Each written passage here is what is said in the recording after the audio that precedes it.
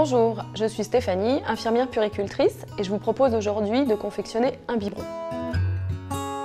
Avant de confectionner ce biberon, je vous propose de vous laver les mains. C'est important d'avoir une hygiène des mains rigoureuse avant de confectionner un biberon. On va organiser notre plan de travail qui doit être propre. Pour confectionner un biberon, on peut utiliser soit de l'eau du robinet, selon la qualité de celle-ci, soit de l'eau en bouteille. L'eau minérale, du coup, sera conservée 24 heures seulement au réfrigérateur, puis sera jetée. Du lait, évidemment, en poudre, donc du lait premier âge pour les bébés qui ont entre 0 et 5 mois, lait deuxième âge pour les bébés entre 5 et 12 mois, et ensuite on pourra avoir éventuellement l'utilité du lait de croissance au-delà de 12 mois. Un biberon qui sera évidemment propre, avec le contenant, la tétine, et le capuchon éventuellement. Je me suis organisée, j'ai mis le tout sur une petite assiette de façon à avoir un environnement le plus propre possible. Ce que je vous propose, c'est avant de commencer le biberon, vérifier correctement la date de péremption qui se trouve sur la boîte de lait.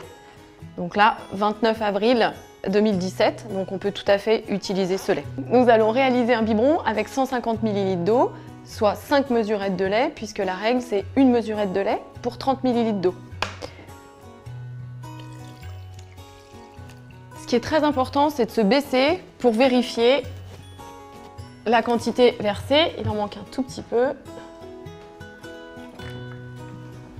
Voilà. L'idée, c'est de garder le biberon sur un plan fixe et vraiment mettre ses yeux à hauteur de graduation pour ne pas commettre d'erreurs diététiques. Alors, deux possibilités pour le biberon, soit le donner à température ambiante, soit utiliser un chauffe-biberon.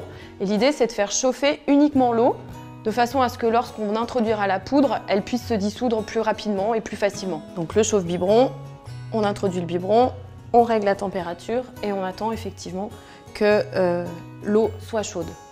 Une fois que celle-ci est chaude, on retire le biberon et on va se saisir de la mesurette qui se situe en principe dans le couvercle de la boîte. Donc 150 ml d'eau, ça fait 5 mesurettes de lait. Ce qui est très important, c'est d'arraser la mesurette de lait pour être sûr d'avoir la bonne quantité requise. Donc, on prend et le petit outil va nous permettre d'arraser efficacement la mesurette de lait. Si toutefois ce dispositif n'existe pas sur la boîte de lait, on va pouvoir utiliser un couteau et on arrasera la mesurette à l'aide du dos du couteau. Donc, ça se présente comme ça et j'arrase. Et ensuite, je verse, donc je ne me laisse pas distraire pour ne pas me tromper. 2, 3, 4 et 5, donc les mesurettes sont bien arasées. J'avais les mains propres, donc je peux éventuellement réenclencher dans la boîte. Une fois qu'on a introduit nos 5 mesurettes, on va visser la tétine sur le biberon, mettre le capuchon pour éviter que ça gicle de partout. Et ensuite, pour homogénéiser la préparation, je vous propose de faire rouler le biberon à l'intérieur de la paume de vos mains. Autant que faire se peut, on évitera de secouer le biberon parce que sinon des bulles vont se former ainsi que des grumeaux qui vont obstruer la tétine et ce sera désagréable pour l'enfant au moment de l'administration. Voilà, donc là on a un biberon avec un lait qui est parfaitement homogénéisé. Une fois le biberon préparé, vous pourrez le conserver quelques heures au réfrigérateur, si possible pas dans la porte, parce que la porte étant justement celle qui s'ouvre le plus régulièrement et qui n'est pas à 4 degrés. Donc on préférera le mettre à l'intérieur d'une clayette, à l'intérieur du réfrigérateur. L'idéal, c'est de nettoyer le biberon tout de suite après la prise alimentaire, avec de l'eau froide et ensuite du produit vaisselle à l'aide d'un goupillon. On va aller nettoyer l'intérieur du biberon.